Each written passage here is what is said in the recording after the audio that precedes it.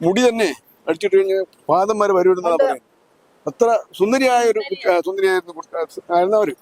അപ്പൊ അങ്ങനെ അവര് ഈ താരം മലയാളിയുമായിട്ടുള്ള ആ ഒരു ബന്ധത്തിൽ ഗർഭിണിയായി. അപ്പൊ അങ്ങനെയുള്ള ഈ നമ്മളെ ഈ ഏരിയ അതിന് അനുയോജ്യമായ ഒരു മേഖല. ഇപ്പൊ തന്നെ കല്ലമ്പലത്തിലെ വർക്കലയൊക്കെ പെൺമുടിയിലൊക്കെ പോകുന്നവർ ഇവിടെ ഇറങ്ങി അവർ ഈ പറഞ്ഞ വിശ്രമിച്ചിട്ടൊക്കെ പോകും. നല്ല സ്ഥലമാണ്. പക്ഷെ അതിന് ഈ സ്ഥലത്തിന്റെ ഈ പവിത്രതയെ കളയാൻ വേണ്ടിയിട്ട് ദുരുപയോഗം ചെയ്യുന്ന ആൾക്കാരാണ് നമ്മൾ ഈ നേരത്തെ പറഞ്ഞ പോലെ. 1000 രൂപ എന്നാലും ഇയാള് പെണ്ണ് അവനെ വിടുകയില്ല. അങ്ങനെയായി തള്ളയാണ് പറഞ്ഞത് കൊണ്ടുവന്ന് കൊന്നേച്ച് വരാൻ പറഞ്ഞത്.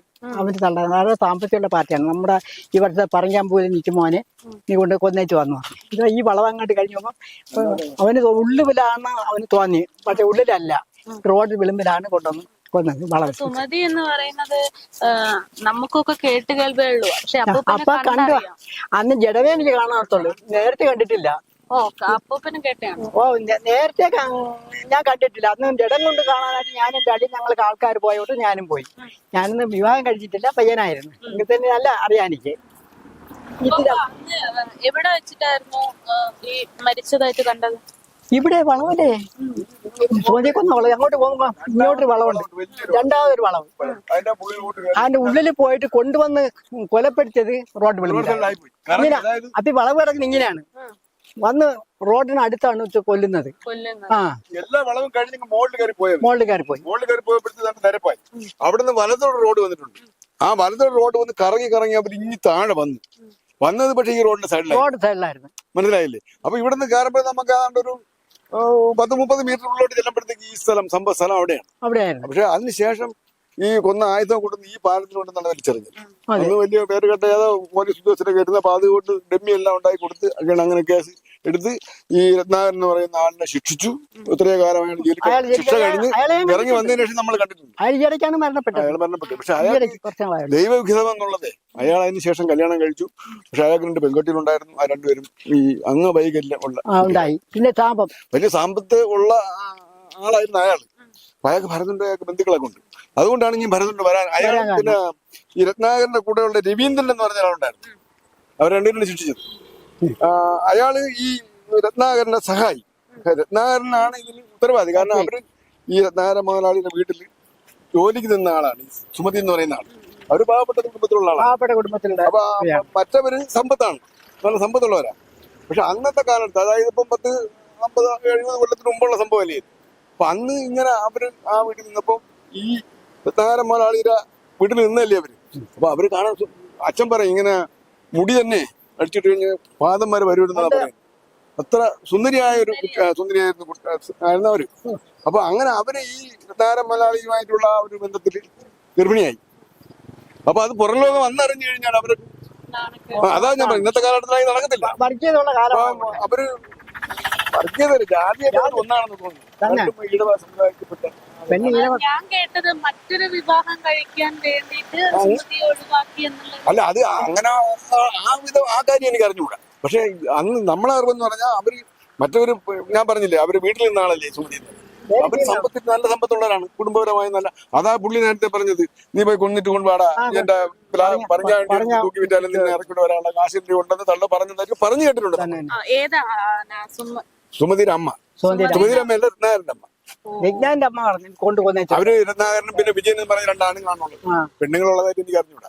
ഇതൊക്കെ ഈ ഒരു പാലവും ആ കഥകൾ എപ്പോഴും ഈ പാലമാണ് എറിഞ്ഞെന്ന് പറയുന്നത്. ഇടമ്മി ഇയാളെ കൊണ്ടുവന്ന ഈ കൊല്ലാൻ ഉപയോഗിച്ച ആയുധം വലിച്ചെറിഞ്ഞു എന്നാണ് പറയുന്നത്. അപ്പൊ അന്ന് മരപ്പാലം, അന്ന് ഈ പരപ്പാലമല്ല, സ്വാമി നമ്മളെ മാങ്കമ്മ സ്വാമി ഉണ്ടാക്കിയ പാലമാണ് പരപ്പാലം. ഇപ്പൊ ഈ അടുത്ത് കോൺക്രീറ്റ് ഒക്കെ ആയത്.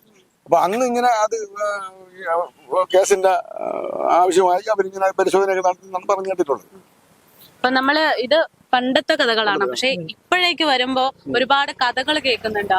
അതായത് ഈ റോഡിലൂടെ പോകുന്നവർക്ക് ഉണ്ടാകുന്ന ദുരനുഭവങ്ങള്, അങ്ങനെയുള്ള ഒരുപാട് കഥകള്. അതൊക്കെ ഒരു അന്ധവിശ്വാസത്തിന്റെ പേരുള്ള.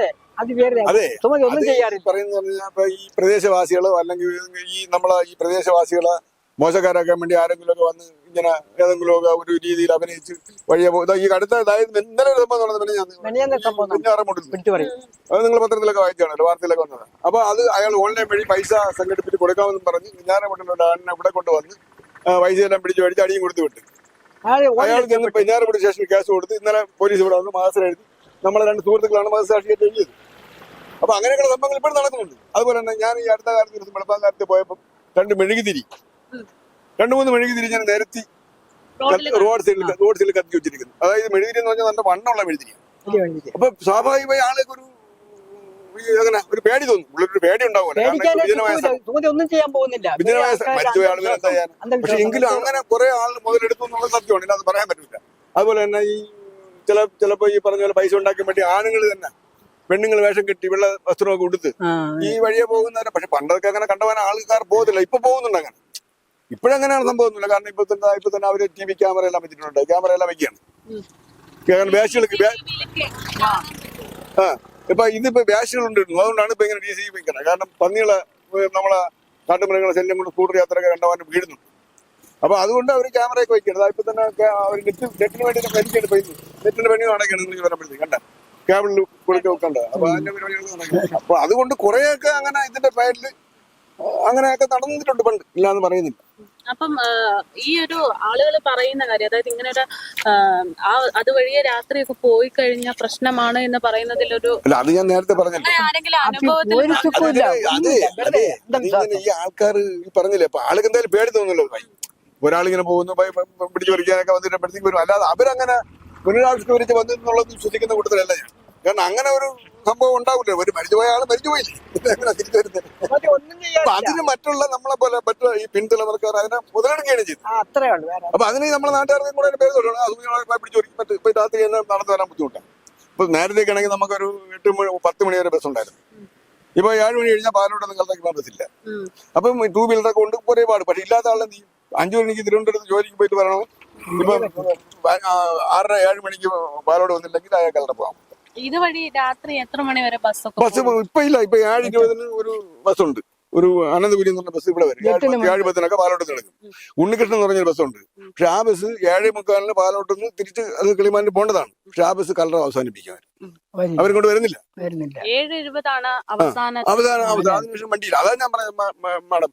ഇത് 5 മണിക്ക് ഒരു ജീവനക്കാരൻ ആഫീസ് വിട്ട് ഇറങ്ങി കഴിഞ്ഞാൽ ലോക്കൽ വണ്ടിയിലൊക്കെയാണ് കയറി ഇറങ്ങി വേറെ കൂടെ ഇറങ്ങി വരുമ്പോഴത്തേക്ക് പിന്നെ അത് വണ്ടിയില്ല. 1.5 മണിക്കൂർ എടുക്കും. റണ്ണിങ് ടൈം തന്നെ തിരുവനന്തപുരം പാലോട് ലോക്കൽ. കാരണം തിരക്കുണ്ടെന്നുണ്ടെങ്കിൽ അത്രയും സമയം എടുക്കും. ആ സമയത്ത് വന്നു കഴിഞ്ഞാൽ ഇയാളിന് പോകാൻ കഴിയത്തില്ല. അതാണ് ഇപ്പൊ ഇവിടുത്തെ അവസ്ഥ. ഈ സുമതിയെ പ്രണയിച്ച ആളെന്ന് പറയുന്ന ആളുടെ വീട് ഏത് വശത്തോട്ടാണ്? അയാൾ ഇവിടെ അല്ല, ഇവിടുത്തെ അയാൾ ബാവനപുരം പഞ്ചായത്തില് മേലാറ്റുമൊഴി എന്ന് പറയുന്ന സ്ഥലത്ത്. അത് ഏത് ഭാഗത്തേക്കാ? അത് ഇവിടെ നിന്നല്ല, ഇവിടുന്ന് കലറ പോയിട്ട് നമ്മൾ കാരേറ്റ് പോകും. കാരേറ്റ് പോകുമ്പോഴത്തേക്ക് 6-ാം സ്ഥാനം എന്ന് പറഞ്ഞ സ്ഥലം. അവിടെ നിന്ന് ലെഫ്റ്റ് സൈഡിൽ പോയിട്ട് ഒരു 5 കിലോമീറ്റർ ഉള്ളിലോട്ട് പോകണം. അവിടെ പേരായിട്ട് ഒരു ശാസ്താക്ഷേത്രമുണ്ട്. ഞാൻ ഇയാളെ എന്റെ കുടുംബത്തിന്റെ അടുത്താണ്. അപ്പൊ അയാള് എന്നും തൊഴാൻ വരും. അപ്പൊ എന്റെ അച്ഛൻ്റെ കൂട്ടുകാരനാണ് അയാൾ. പക്ഷെ അയാൾ നമ്മളെ കണ്ട വളരെ സ്നേഹത്തോടെ സംസാരിക്കും. പക്ഷെ അയാൾക്ക് കുറ്റബോധമുണ്ട്. ഇങ്ങനെ വന്നു ആ ദീപപാലന സമയമാകുമ്പോഴത്തേക്ക് ഭയങ്കരമായിട്ട് അയാൾ പ്രാർത്ഥിക്കും. പക്ഷെ എന്റെ ഉള്ളിൽ, ഞാൻ കുഞ്ഞാണെന്ന്, പക്ഷെ എന്റെ ഉള്ളിന്റെ എനിക്ക് പുച്ഛമാണ് അയാളെടുത്ത്. കാരണം അയാൾ ഇങ്ങനെ കൊലപാതകം. അയാൾ എന്തിനാ ഇനി ദൈവത്തിനോട് പ്രാർത്ഥിക്കുന്നത്? അയാൾക്ക് പിന്നെ അതിനെ ഇളവായി കുത്തി കൊടുക്കില്ല. അയാൾ ജീവൻ നശിപ്പിച്ചവരിൽ നിന്നൊക്കെ നമ്മളെ മനസ്സിൽ. പക്ഷെ അയാൾക്ക് പ്രതികരിക്കാവില്ല. എനിക്ക് പിന്നെ നമുക്ക് പ്രതികരിക്കാൻ അതൊരു മനസ്സിലായില്ലേ? അങ്ങനെയൊക്കെ ഉള്ള ഒരു കാലഘട്ടമായിരുന്നു അന്ന്. പക്ഷെ ഇന്നാണ് ഞാൻ തക്കളെന്ന് പറയുന്നതുകൊണ്ടാണ് അയാൾ കുറെ കാലം ജീവിച്ചിരുന്നതിന് ശേഷം. പിന്നെ ഈ രവീന്ദ്രൻ എന്ന് പറഞ്ഞ ആള് 24 മരിക്കുന്നതിന് മുമ്പ് മരണപ്പെട്ടു. അയാളെ പ്രധാന ആള് രവീന്ദ്രൻ എന്ന ആള് ഇയാളൊരു സുഹൃത്തായിരുന്നു. അയാളും കൂടി ഉണ്ടായിരുന്നു. രണ്ടുപേരും കൂടി ഒരുമിച്ച് ശിക്ഷ അനുഭവിച്ച് പുറത്തിറങ്ങിയത്. പക്ഷേ ശിക്ഷ കാലാവധി കഴിഞ്ഞ ശേഷമാണ് രവീന്ദ്രൻ മരിച്ചു എന്ന് എനിക്ക് തോന്നുന്നു. പക്ഷേ രത്നാകരൻ മുതലാളി അതിന് ശേഷം ഞാൻ പല പ്രാവശ്യം കണ്ടിട്ടുണ്ട്. അതിന് ശേഷമൊക്കെയാണ് മരണപ്പെട്ടിട്ടുണ്ട്. അയാളെ കുടുംബക്കാരൊക്കെ ഇപ്പോഴും അവിടെ ഉണ്ട്. പാളയംകോട്ട് കുഴി എന്നാണ് അവിടുത്തെ വീട്ടിൽ പേര്. വലിയൊരു വീടാണ് പാളയംകോട്ട് കുഴി. രത്നാകരൻ മുതലാളി എന്ന് പറഞ്ഞാൽ വലിയ പ്രശസ്തിയായ ആൾ. അതുകൊണ്ടാണ് ഇത് ചെയ്തത്. അന്നത്തെ തന്റെ ഇടം കൊണ്ടാണ്. അപ്പൊ അന്നത്തെ കാലത്ത് ഈ പാട്ടുവസമൊക്കെ അടിച്ചിറക്കി ഒരുപാട് വിറ്റ് ആളുകൾ. ഇന്നത് നടക്കത്തില്ല. അന്ന് ഈ കല്ലറ ചന്തയിലും വാവനന്റെ ചന്തയില് ചന്തകളിലെ മൊത്തം കൊണ്ട് ചന്തയിലൊക്കെ കൊണ്ടുപോയി പാട്ട് ബസ് അടിച്ചിറക്കി 10 പൈസയേ ഉള്ളൂ വിൽപ്പന. ഭയങ്കര വിൽപ്പനയാണ്. കാരണം പെണ്ണുങ്ങളൊക്കെ ചൂടപ്പം പോലെ മേടിച്ചു പോകും. ഇന്നത് നടക്കത്തില്ല. അങ്ങനെയൊക്കെ വിറ്റ് കുറെ പേര് അങ്ങനെയും ജീവിച്ചു. അതുകൊണ്ടാണ് പേരങ്ങനെ. പിന്നെ ഈ ബന്ധം എന്ന് പറഞ്ഞാൽ ഇത് ഈ പറഞ്ഞതുപോലെ, ഞാൻ നേരത്തെ പറഞ്ഞ പോലെ ആളുകൾ മുതലെടുപ്പാണ്. അല്ലാതെ അതിനകത്ത് എത്രയെങ്കിലും പേര് നടന്നു വന്നിട്ടുണ്ട് അതിന് ശേഷം തന്നെ. അങ്ങനെയൊന്നും സംഭവം ഒന്നും ഉള്ളതല്ല. പിന്നെ അത് ഈ മുതലെടുപ്പാണ് എന്നാണ് എന്റെ വിശ്വാസം. എന്റെ വിശ്വാസം അങ്ങനെയാണ്. എല്ലാവരും ഞാൻ പറയുന്നില്ല. അവരൊക്കെ അങ്ങനെ വന്നിട്ടുള്ളതെന്ന് വെറുതെയാണ്. ഇപ്പൊ മാഡത്തിന് തോന്നുന്നുണ്ടോ മരിച്ച ആള് പിന്നെ തിരിച്ചു വന്ന് അങ്ങനെ പിന്നെ അതാ ഞാൻ പറഞ്ഞത്. അത് ഇതിനെ മുതലാക്കാൻ വേണ്ടിയിട്ട്. അത് ഞാൻ ഒരു ഉദാഹരണം ഞാൻ പറഞ്ഞില്ല. ഇന്നലെ ഉണ്ടാകുന്ന ഞാൻ പറഞ്ഞില്ല. കാരണം ഇവിടുത്തെ ഈ പ്രദേശം അങ്ങനെയാണ്. കാരണം ഈ 2 സൈഡും ഫോറസ്റ്റ്. ഏതാണ്ട് 5 കിലോമീറ്ററോളം ഉൾവനമാണ്. ഒരു നിശബ്ദമാണ്. പിന്നെ ഈ താഴ് ഭാഗത്താണ് ഇവിടെ ആൾക്കാരുണ്ട്, താമസമുണ്ട്. ഒരു 2 കിലോമീറ്റർ കഴിഞ്ഞ് നിന്ന് 2 ഭാഗത്തും ആൾക്കാർ താമസമുണ്ട്. പക്ഷെ അവരാരും പിന്നെ രാത്രി പുറത്ത് ഇങ്ങോട്ട് വരേണ്ട കാര്യമില്ല, റോഡിലോട്ട്. അപ്പൊ അവിടെ താമസിക്കുന്ന ആൾക്കാർ തന്നെ ഇപ്പൊ സ്കൂളിലൊക്കെ പോകുന്ന കുട്ടികളെ ആ ബന്ധു വീടുകൾ ആരെങ്കിലും കൊണ്ടുവന്നാണ് മെസ്സേജ് അയക്കുന്നത്. അപ്പൊ നേരത്തെ വേറൊരു കൊലപാതകം അവിടെ നടന്നിട്ടുണ്ട്. ഒരു പീഡന കേസിൽ ഒരാളും ഒരു കുട്ടിയെ അയാൾ ഇങ്ങനെ കൊണ്ടുവന്ന് ബലാത്സംഗം ചെയ്ത് കൊന്നു. ബിന്ദു എന്ന് പറയുന്നത് പത്രത്തിലൊക്കെ വായിച്ചതാണ്, നിങ്ങൾ വായിച്ചാണ്ടല്ലോ. അപ്പൊ അയാൾക്ക് ശിക്ഷ കഴിഞ്ഞ അയാൾ നാട്ടിലുണ്ട്. അപ്പൊ അങ്ങനെയുള്ള ഈ നമ്മളെ എങ്ങനെ ഈ ഏരിയ അതിന് അനുയോജ്യമായ ഒരു മേഖല. ഇപ്പൊ തന്നെ കല്ലമ്പലത്തില വർക്കലയൊക്കെ പൊന്മുടിയിലൊക്കെ പോകുന്നവർ ഇവിടെ ഇറങ്ങും. ഇവിടെ ഇറങ്ങി അവർ ഈ പറഞ്ഞ വിശ്രമിച്ചിട്ടൊക്കെ പോകും. നല്ല സ്ഥലമാണ്. പക്ഷെ അതിനെ ഈ സ്ഥലത്തിന്റെ ഈ പവിത്രതയെ കളയാൻ വേണ്ടിയിട്ട് ദുരുപയോഗം ചെയ്യുന്ന ആൾക്കാരാണ് നമ്മൾ ഈ നേരത്തെ പറഞ്ഞ പോലെയുള്ള ഈ വെട്ടിപ്പ്. അല്ലാതെ വേറെ ഒന്നുമല്ല. അവരെന്തായാലും ഇങ്ങനെ ഒരു ഉദാഹരണമായ ഒരു സംഭവം അന്നത്തെ കാലം നടന്നപ്പോഴത്തേക്ക് ഞാൻ ഈ നേരത്തെ പറഞ്ഞതുപോലെ ഇതിനെ മുതലെടുക്കുകയാണ് ചെയ്യും. അല്ലാതെ ഒന്നുമല്ല. സ്മൃതിയെ കുറിച്ചിട്ട് ഒരുപാട് പാട്ടുകളൊക്കെ ഉണ്ടല്ലോ. അപ്പം അപ്പൂപ്പനെ അറിയാമോ അത്? ആ പാട് ഇവൻ പറഞ്ഞ 5000 രൂപ തന്നിടാ ഞാനല്ല നീ പറഞ്ഞിട്ട് പോണ പാട്ടുകളെ കൊണ്ട് ഞാൻ മൊത്തമായിട്ട് പാടിയിട്ടുള്ളതാണ്. അതൊക്കെ മറന്നുപോയപ്പോ മറന്നുപോയോ? ഒരു വരി പോലും ഓർമ്മയില്ലേ? ഇത് തന്നെ പറഞ്ഞ തള്ള ഈ സിനിമയില് ഇത്തിരി ഭാഗം കാട്ടേ ഉള്ളെന്ന് തോന്നി ഇതിന്റെ വളം. വേറെയൊക്കെ എവിടെയൊക്കെയാണ് കാണിച്ചത്. വേറെ എന്തിനാ ഒരു മുകുന്ദൻ ആരാ പറഞ്ഞ ഒരാളാണ് ശ്രീമന്ത് എന്റെ ആളെന്ന് പറഞ്ഞില്ലേ. ഞാൻ ഈ അടുത്ത കാലത്ത് വാമന നെടുമങ്ങാട്ട് വരുമ്പോഴത്തേക്ക് എന്റെ പോസ്റ്റർ കൊടുത്തിട്ടുണ്ട്. ഈ അടുത്ത കാലത്താണ് റിലീസ് ആയത്.